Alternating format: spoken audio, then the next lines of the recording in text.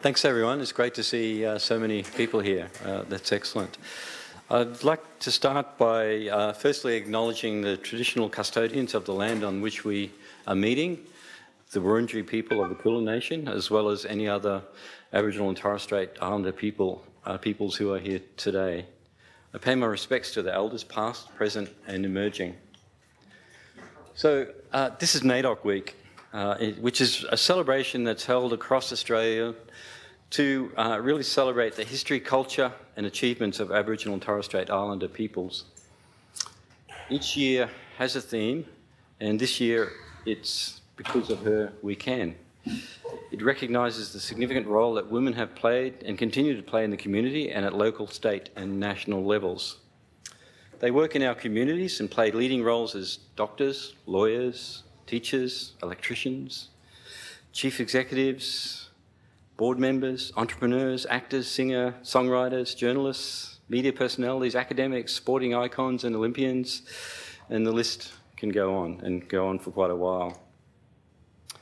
As leaders, trailblazers, politicians, activists and social change advocates, Aboriginal and Torres Strait Islander women have fought and continue to fight for justice, equal rights, the rights to country, for law and justice, access to education, employment, and to maintain and celebrate Indigenous culture, language, music and art.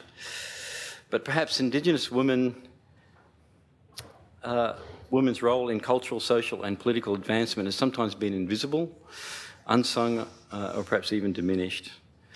So in NAIDOC Week, with the theme of Because of Her We Can, it is very appropriate that we welcome Jill Gallagher to speak to us today. And many thanks, Jill, for coming. We really appreciate you spending time with us today.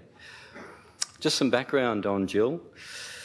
Jill took up the position of Victorian Treaty Advancement Commissioner at the start of 2018. She is a highly respected Victorian Aboriginal leader who has spent the last 20 years advancing Aboriginal health and wellbeing on behalf of the Victorian Aboriginal Community Controlled Health Organisation, including 14 years as CEO. Jill was inducted into the Victorian Honour Roll of Women in 2009, awarded the Order of Australia in 2013, and inducted into the Victorian Aboriginal Honour Roll in 2015 for her contributions to her community. Jill is an advocate for the Victorian Aboriginal community as a former co-chair of the Aboriginal Treaty Working Group and has been closely involved in the Victorian journey to treaty. In this special seminar today in NAIDOC Week that is hosted by the Reconciliation Committee, she will outline the deep significance of treaties, the journey so far and what is to happen in the future. So thank you very much, Jill, and we're really interested in what you have to say today. Thank you.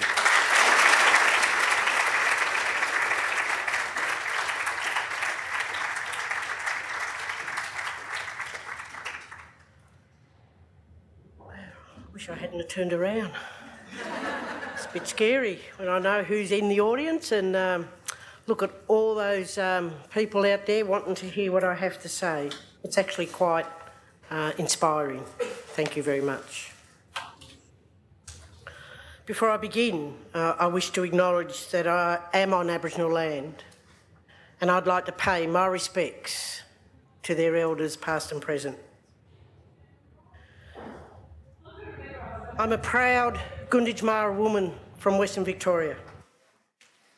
And at the beginning of this year, I was appointed Victoria's first Treaty Advancement Commissioner.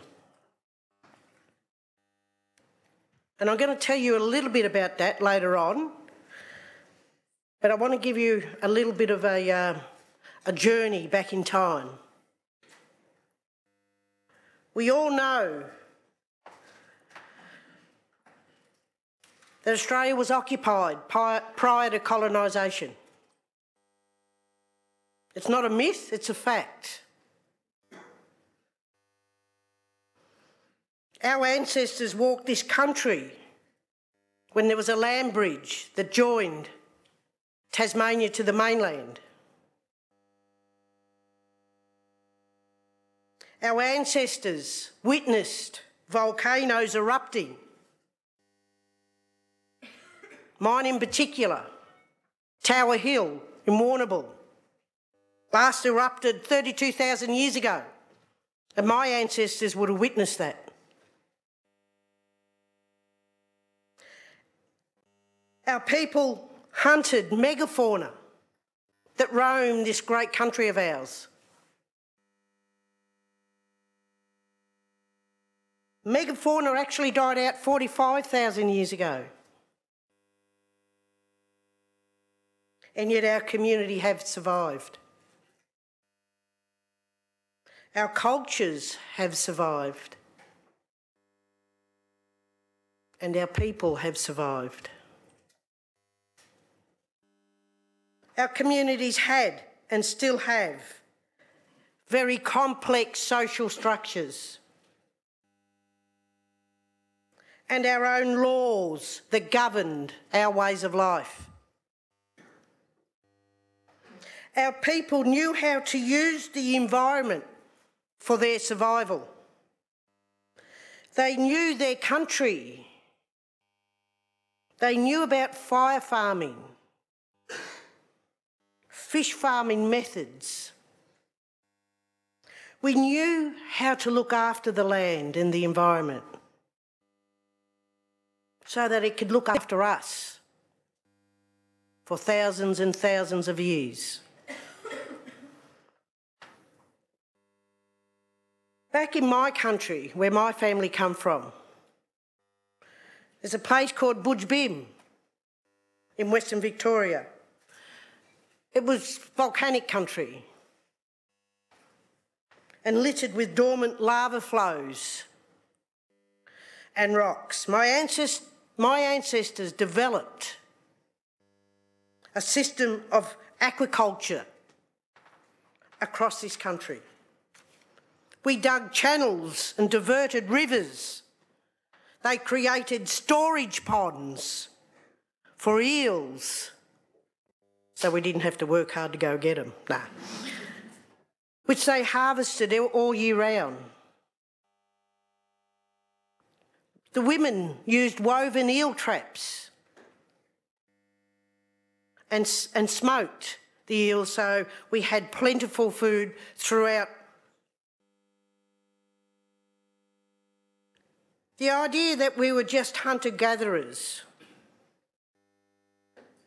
was a myth, although we were pretty good at it.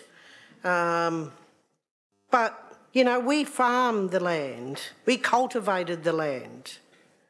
My people lived in stone buildings built alongside this very extravagant aqua farming system. As earlier mentioned, this year's NAIDOC theme, because of her we can. And it's important to note that so much of this knowledge, skills and law was carried by our women. Our society was and is run by incredibly strong matriarchs. We also had our own medicines and our systems of care. My staff in the Commission told me, I didn't know much about the Institute, by the way, I have to be upfront and honest with you, but this institute is considered to be the oldest medical research institute in Australia. And that's awesome. I have a little bit of bad news for you.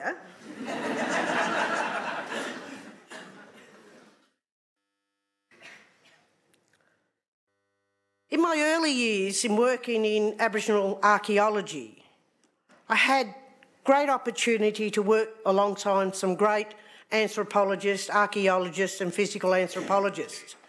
And working in the museum, I came across many, many gems that I call gems to windows to the past. And there was this one individual, I think from memory, he was about 500 years old.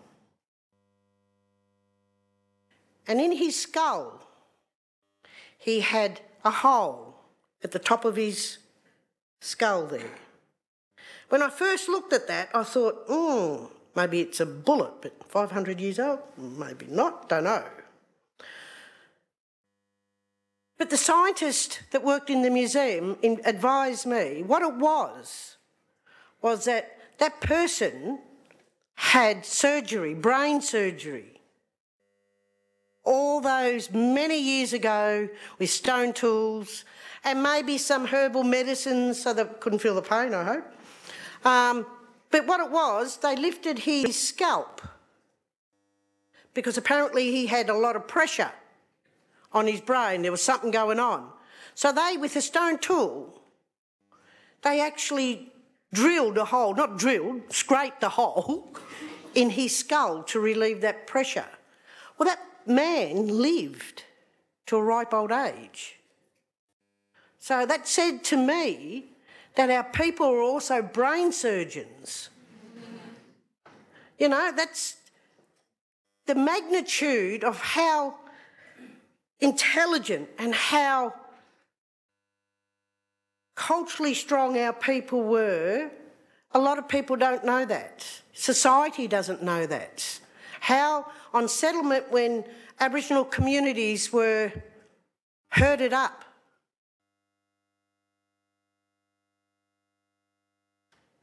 the thinking back then that we were part of the fauna.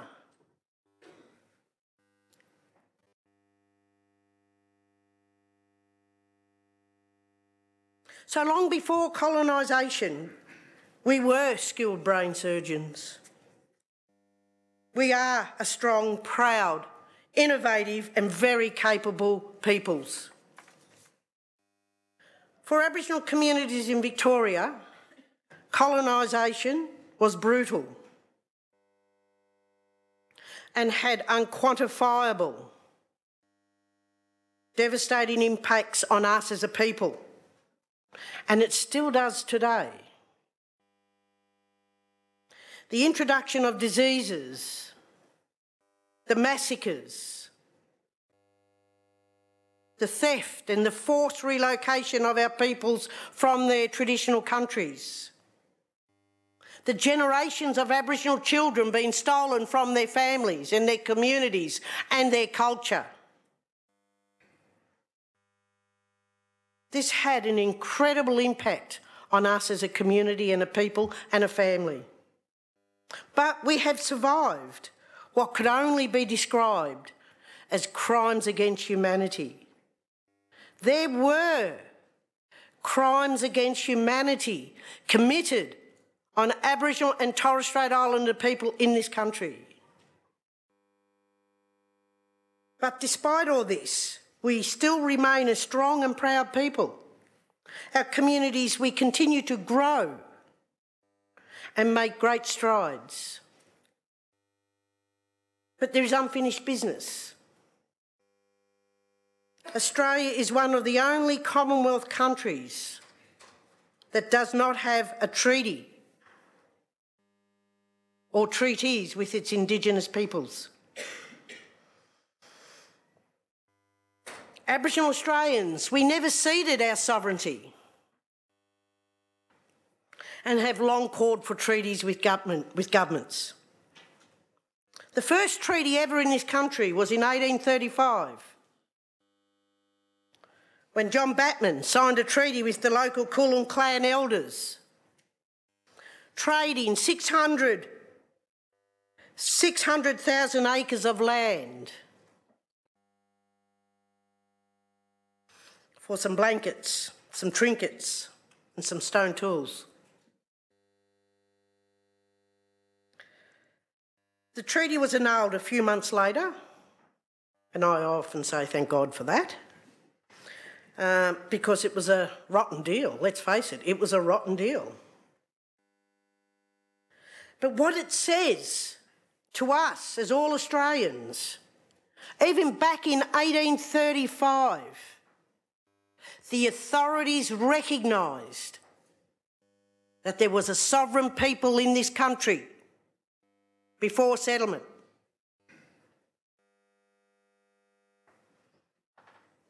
and that terra nullius was a myth.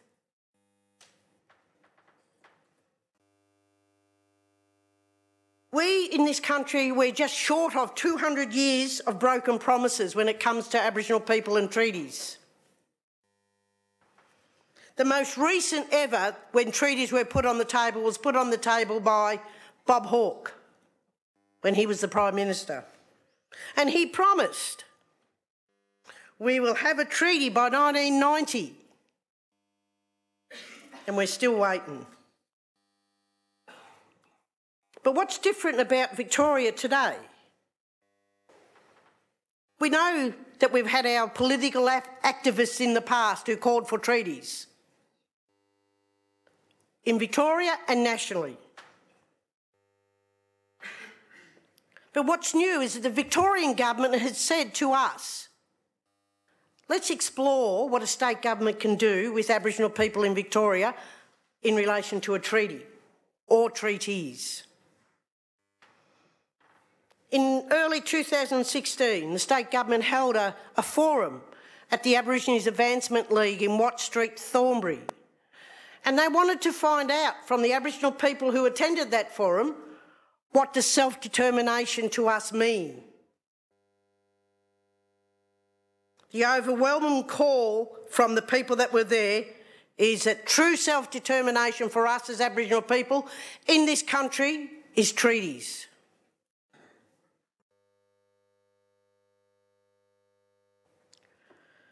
So when the state government said, let's explore what that looks like, we had to work out, well, how can that happen? What does that mean? We know that for the past 230 years, whatever it is, that governments, that settlements have tried to sever our connection to our country and to our culture. Our traditional societies, our traditional groupings, our traditional clans took a bashing when colonisation happened. It smashed us around a bit.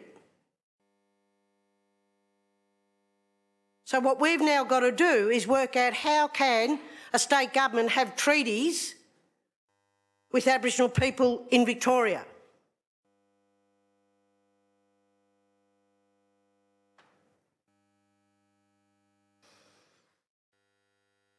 Therefore, my role is not to negotiate treaties. My role is to set up a mechanism for state government to negotiate with. My role is to set up a statewide, fully elected Aboriginal representative body.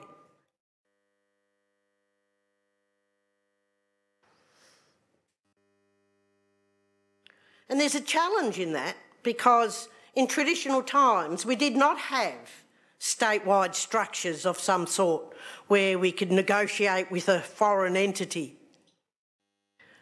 So my challenge is, how do I construct a statewide voice that has to fit within a modern day construct but also have cultural integrity at the same time?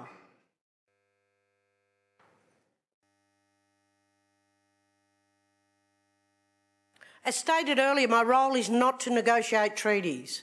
I was appointed in my role in February this year when I first took it up.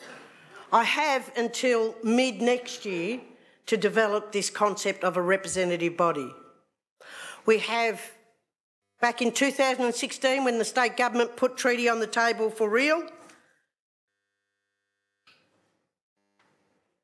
there was an Aboriginal Treaty Working Group established.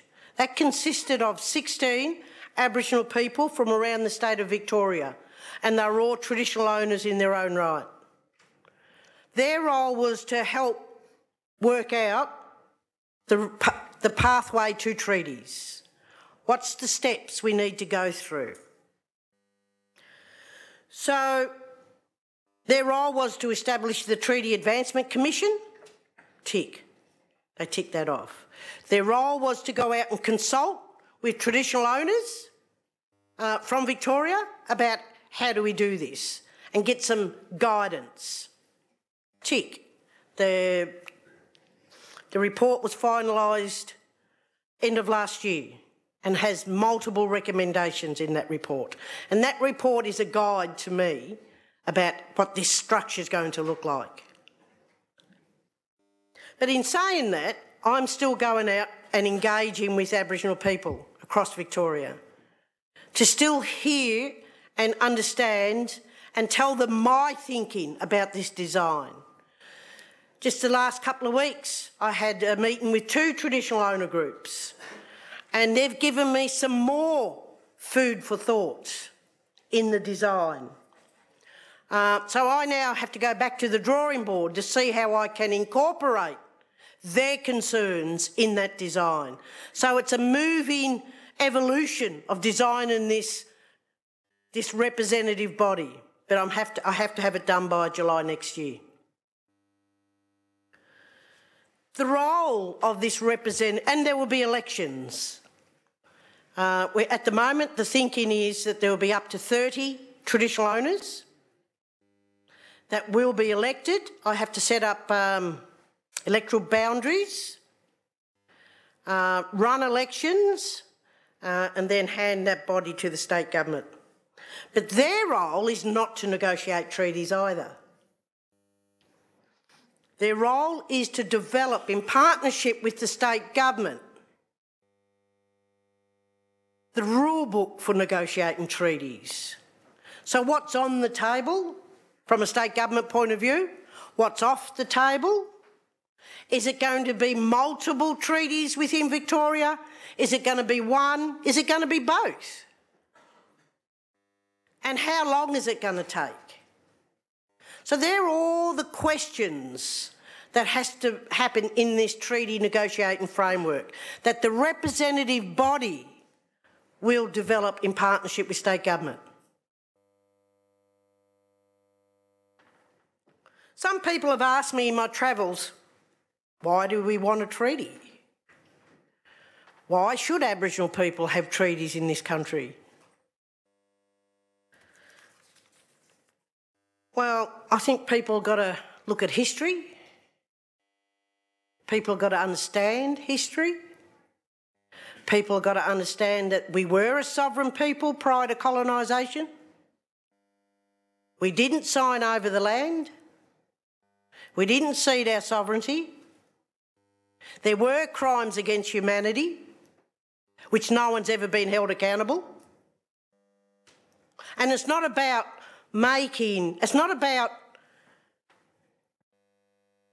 people today feeling guilty about what happened in the past. We know the atrocities that happened in the past. That's a fact, and we can't keep sweeping the truth under the carpet. We have to tell that truth so we can all move on. And it's not about making anyone feel guilty. It's about recognising the past and moving on from it. And that's that truth-telling.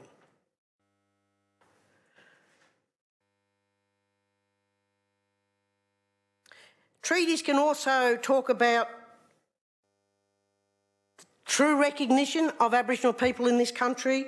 Treaty can talk about how we, as Aboriginal people, as the oldest living culture on this planet, can share our culture with the rest of Australia, the rest of the world. Wouldn't it be great if the audience that I'm talking to now could actually speak language, or at least say hello to me in my language? The Maoris did it. They did it quite well. I acknowledge they have 1 or 2 sort of major languages.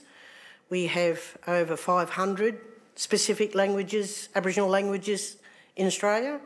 It is quite complex, but it can be done. A treaty can also talk about the truth-telling. A treaty can also talk about ensuring that every child in Australia learns about Aboriginal culture. A treaty can change that. A treaty has to be about reparation. It has to be about land, because that's what was taken off us, was land. But it's not about people's private land. It cannot be about that.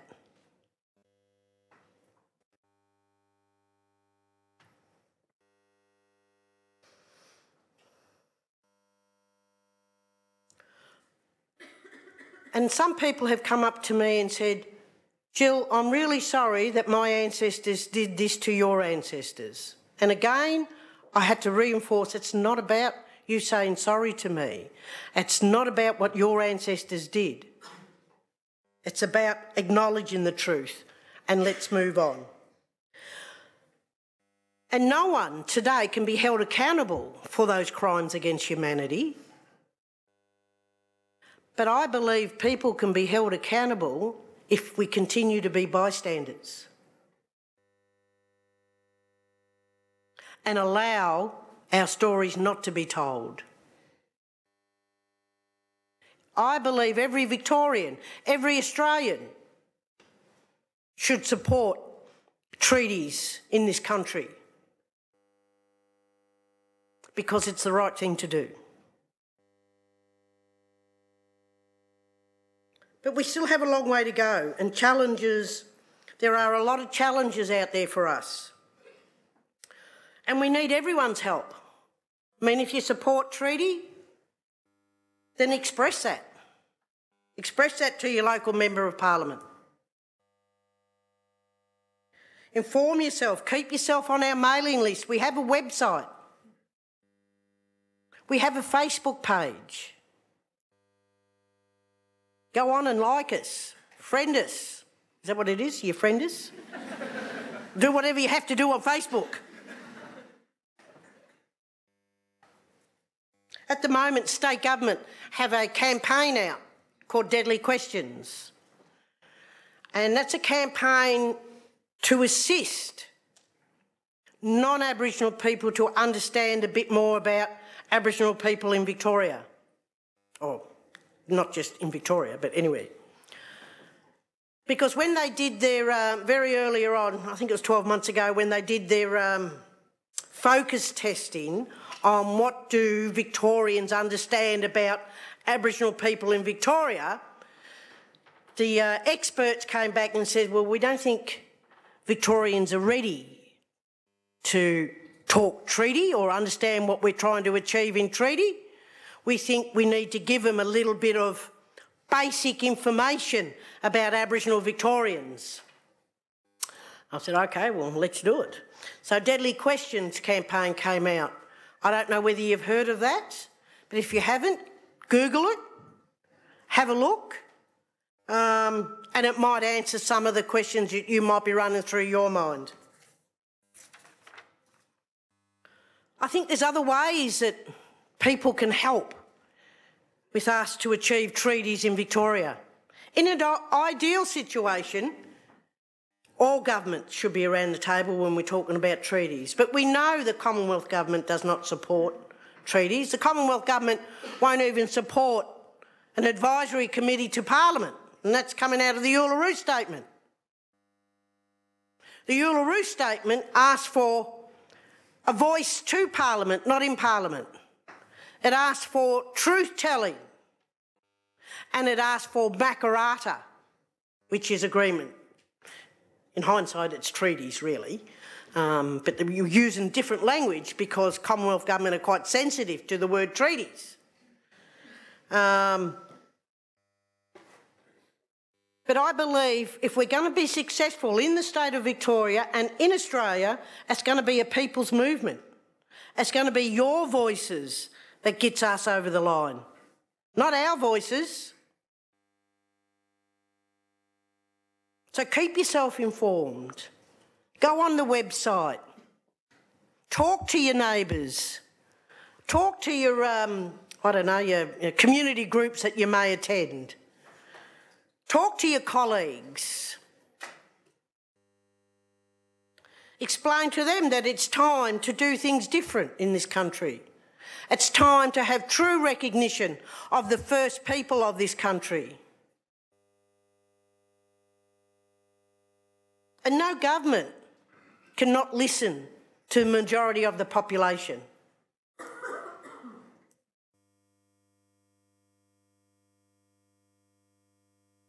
So in closing, I just want to touch on a little bit about NAIDOC theme, because of her we can. It's a little bit of a personal story, not about me. It's about my mother, who is a Gunditj Maori elder. She turns 92 this year. And the reason I tell you her age is because she's defied all odds. She's lived past her life expectancy. And that's quite unique in Aboriginal community. A lot of us don't even make retirement age. Our life expectancy for Aboriginal people is a lot lower than the mainstream, than the general public. So my mother didn't walk across that land bridge.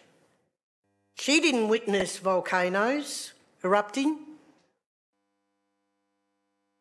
But she felt the brutality of colonisation, and she still does.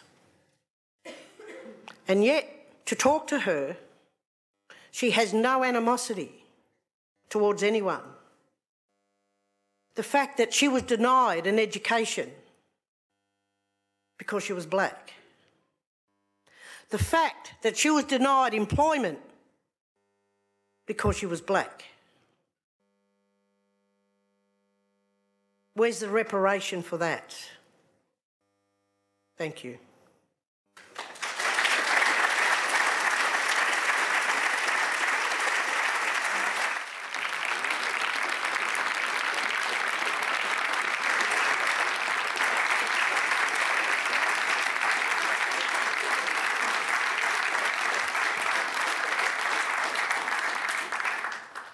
Thank you very much, Jill, for that truly inspiring talk. And you can see here the interest in this topic within this institute. It's not very often that we fill this room, more than 300 people, with people out the back. So I think that's a measure of how much support and interest there is in this. Jill is very willing to answer questions, so perhaps I'll start with the first one. And you talked a little bit about the time frame of the treaty in Victoria. And I was wondering if the plan is to try and complete that before the election in November, or it is going to continue on into the next government, whatever flavour that is. Yes, we do have an election looming in November, and we do know that the Liberals do not support treaties in Victoria. They made that very clear when, what I forgot to mention was that we have the working group in partnership with state government developed a treaty advancement bill, piece of legislation, which was passed, I think about 3 weeks ago, just recently anyways. It was passed in the lower house and the upper house. Now, the bill gives us a bit of added protection. What the bill covers is it commits a government, no matter which government's in power, it commits a government to continue to talk to this representative body. It commits the government to set up a treaty authority. And there was a third one, yeah. It commits the government to establishing a self-determination fund. So that's now an act of Parliament. If we do get a change of government in November, it'll be very hard for them to repeal that act. It will be an act, it is an act of law.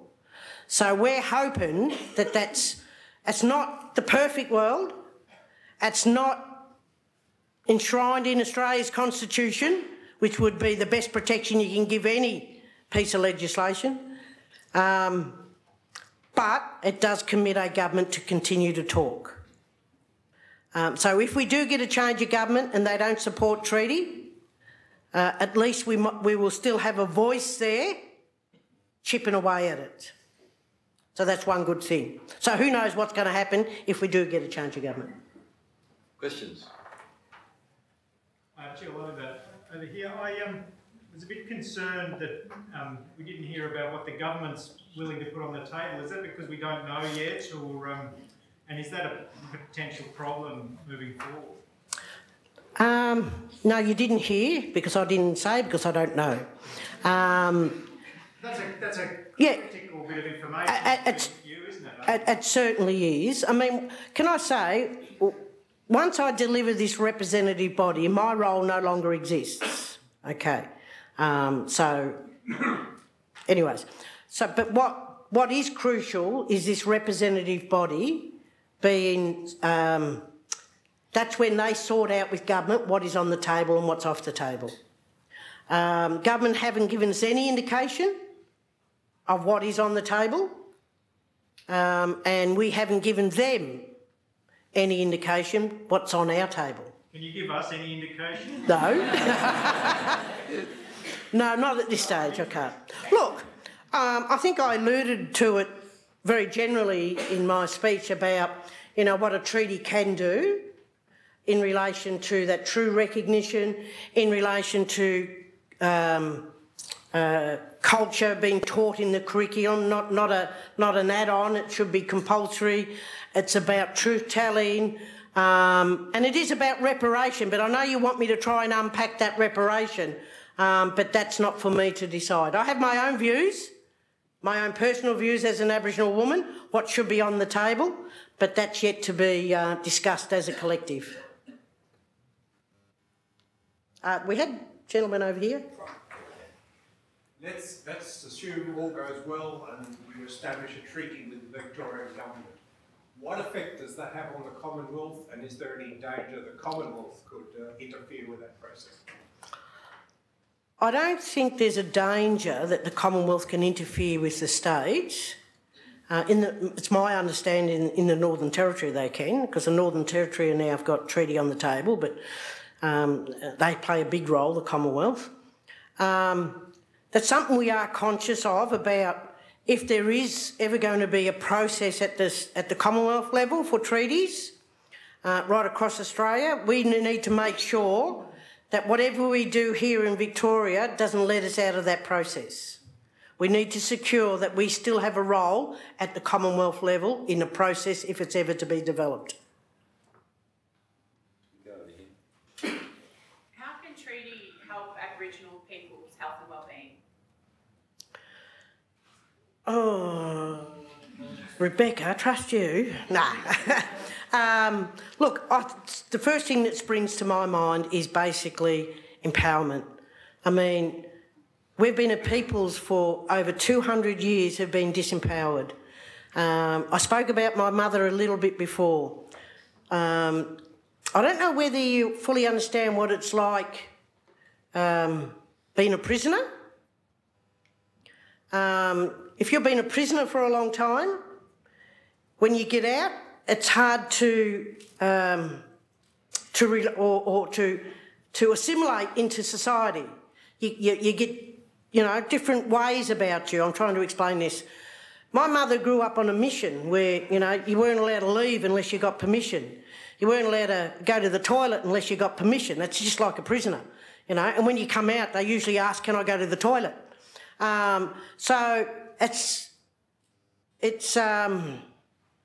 So when you've been disempowered for so long, as a peoples, a treaty can change. That empowerment can, the sense of hope, the sense of a rightful place, that acknowledgement, and the whole world knowing. When I always relate to when apartheid was abolished in South Africa, because there was never a declared war there, the same as here. They couldn't hold people responsible for war crimes, but they had truth hearings where families and communities can get up and tell the truth about how apartheid impacted on their lives, their culture, their community. That needs to happen here. That's what a treaty can, and that's that empowerment, and that's that healing, and that's that true recognition.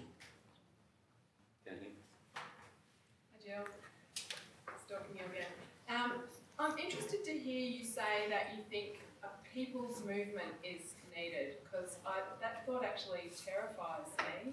I really like the idea of Aboriginal peoples of Victoria negotiating their own business with the state, not as a competition for public support. I think that's really risky when you've got people like Andrew Bolt and other Conservatives who are going to be, like, the more this happens in the public gaze, I feel the more vulnerable it is. And, you know, I'm not in a sense a party to a treaty, even though I'm a resident of Victoria, but the state is the group making, the institution making a treaty or treaties. So I just want you to understand, because I think it's a risky proposition. Okay.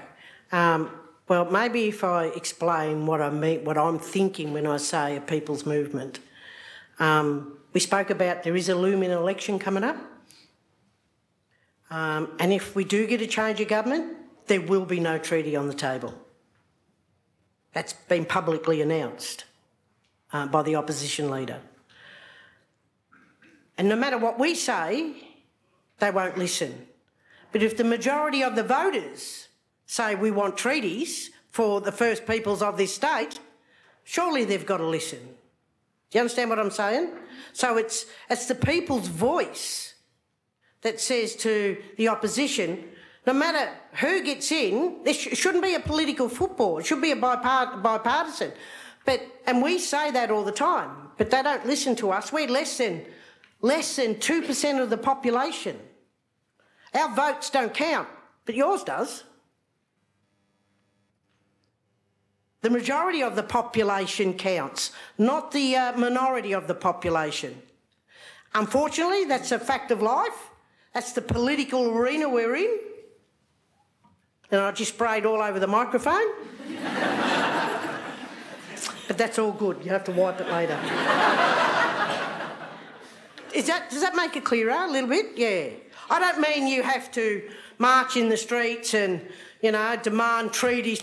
I'm talking about if you do support treaties, doing the right thing, tell your politicians, you know, make that public statement. Talk to your neighbours. Make it known to the opposition that it is the right thing to do, and we would like you to support it. Thank you very much. It was incredibly powerful. I really thank you so much for sharing everything. Thank you. I wondered whether anything similar is happening in other states in Australia, and do you think that what you put in place, which I think is wonderful, looking for the suit for other states, whether it will sort of form something that people can go up to? In South Australia, up until recently, there were treaties happening. I think they actually signed off on 2 agreements with traditional owner groups. They had an election and the Liberal government got in, and it's now all squashed, gone. I know the Northern Territory are talking about treaties on the table. I know New South Wales, there's been no public announcement, but I believe if we keep up the momentum and keep the fire in the belly, eventually Australia will have a treaty or a treaty negotiating framework. I do believe that. Because I believe the majority of Australians believe in a fair go. Simple as that. So if we get it right here and if we are successful, we can probably show the rest of the country that it's not a bad thing. You don't have to be worried about treaties or scared of it. And it's not going to break the bank. You know, the Australian economy is not going to fold because we have treaties. The British Columbia, they have treaties that they negotiated 100 years ago, and they have modern day treaties. And they're about the same population base ratio that we are here in Australia to Canada. And they've successfully negotiated treaties with all governments around that table, and their economy didn't go broke. You know, farmers didn't lose their land. People didn't lose their houses or their jobs. So that's a model I'm currently looking at, what's happening in British Columbia. I'm not saying it's perfect, by the way, but it's a good model to have a look at. So I believe we can show the way, Victoria. It seems to me the heart of treaties is acknowledgement. And I find it quite incredible that the general population are not willing to acknowledge the truth of what happened before colonisation or after colonisation. So I was interested to know what it is that, why do you think that the population as a whole is not willing to acknowledge the truth of what happened? Probably because they've got skeletons in the closet. I'm not sure. As I said, I mean, some people, some non-Aboriginal people, you know, their ancestors were responsible for some of those crimes against humanity that I spoke about, that are well documented too, by the way. But so maybe if you've got a, I don't know, I won't go down that road. Yeah, better not. Basically, I think it is a bit of that. It's a bit of, oh, I don't want people to know that it was my ancestor that slaughtered that tribe over there. You know, in Victoria, prior to contact, there was over 300 clans alive and thriving. Today, I don't think we can even say we've got 100 of those left. There are 50,000 Aboriginal people that live in Victoria. So I can't answer that. I don't know. I can only speculate. Some people's, I mean, you hear some of the, who was it? Senator Darren Hinch recently come out and he says, why? We're all one peoples. We're all one country. You know? And I'd love to go and take his house and say, why? We're all one people. We're all one country. Get over it. I don't know what motivates them. I honestly don't know. If you find out, let me know. I get the pleasure of going home to New Zealand every couple of months and hearing kia ora over the intercom at the airport. What is welcome in your people's language?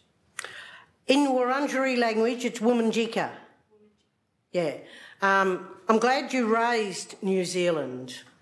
The first time I ever got to go to New Zealand, I flew into the Auckland airport. And I'm walking through the airport and I'm thinking, wow, what an amazing airport. The Maori culture just slapped me in the face. Everywhere I looked. I actually got to drive around Auckland a little bit and I came across a what do you call them? A roundabout in the road. It had Māori designs in it. So when you walk around New Zealand, you see Māori culture everywhere. You see Pakeha people, non-Aboriginal people, speaking Māori. What do you see when you go to Tullamarine? Thank you. You see no culture. No Aboriginal culture that's from this country. And it's sad that we, all Australians, all Victorians, are not proud that you have the oldest living culture in your backyard. A treaty can change that. You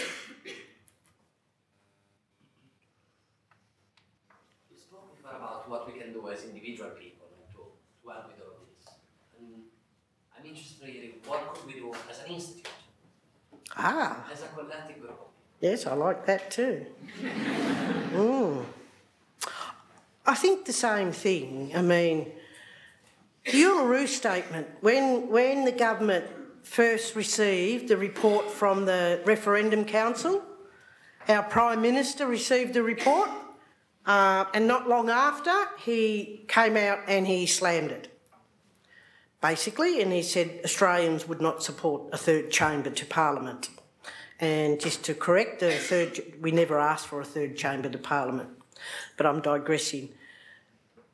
Now what's happening with the Uluru Statement, it's gaining momentum because we've got people, non-Aboriginal champions out there, not just individuals, but collectives, organisations, you know, like the Australian Heart Foundation or unions are coming out loud and proud about the Uluru Statement.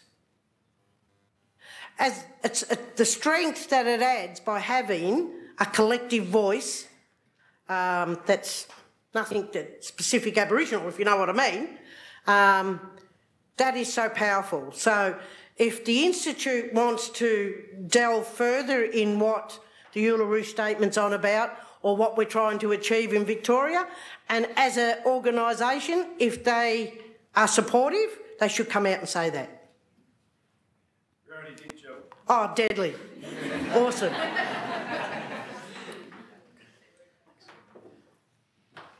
I think we better close now. So thanks very much, Jill, for that inspiring talk. It's given us a lot of information that I think we really need to know, but also a lot to think about. I certainly think a treaty is important for Victoria, and I'm sure there's a lot of support for that in this room. And we wish you well with that treaty process, and hopefully it will come to a successful conclusion. And I certainly hope that the second treaty is a much better deal than the first treaty. And hopefully it will lead the rest of Australia in the treaty process so that both sides of politics one day support that process. So thank you very much for coming and giving such an inspiring talk.